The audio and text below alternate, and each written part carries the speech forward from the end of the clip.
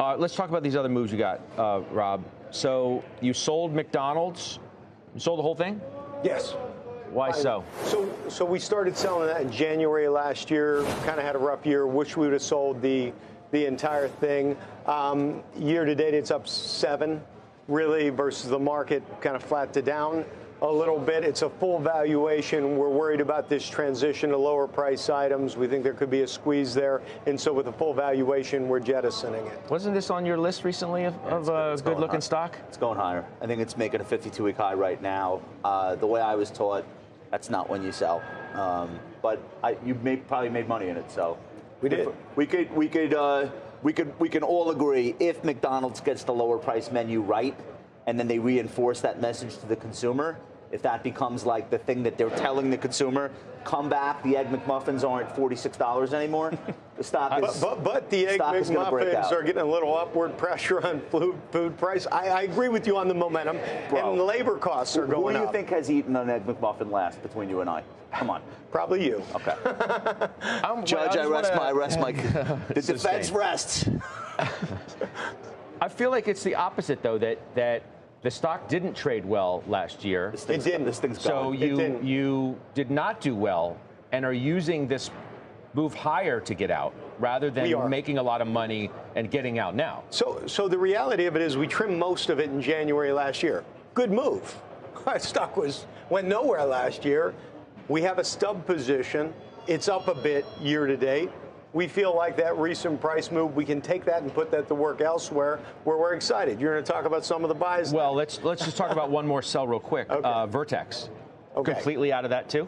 We are completely out of Vertex as well. It's a name we added in August of 22. We're up 60% since the addition, up 19% year to date. Again, we're not, we like momentum as a factor, but it's not our principal factor. And we're taking advantage of that recent price move. It's still a high quality business, but it trades at a 27 times forward PE. In most of the cystic fibrosis opportunity, we think is priced in the stock. Okay, so let's talk about the buys. You bought more Amgen. Tell me. We did.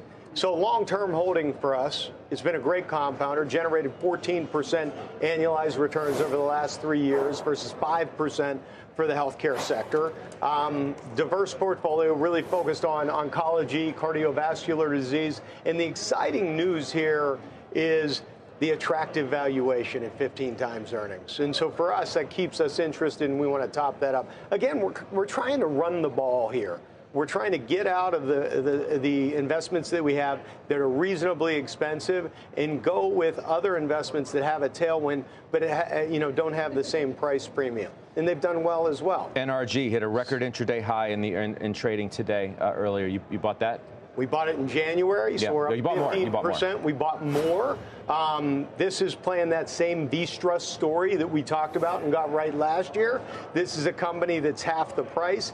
Ultimately, nat gas is reliable power. And, at the end of the day, if you believe in this power to AI, this is a great way to play that. They're incredibly well positioned. You bought Texas Pacific Land Trust. That looks to me like a new position. Is that correct? That is a new position, and that is really a derivative play. It's kind of a unique play on how to get exposure to the AI energy trade.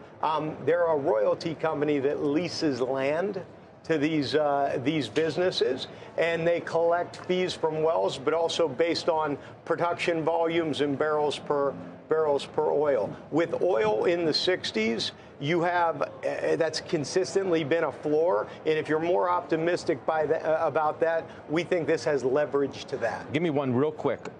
You sold Eagle Materials. We did. And listen, this is obviously mainly a cement producer. It's been a good long-term performer. We added in January of last year. It moved 80% since we bought it. AI cement?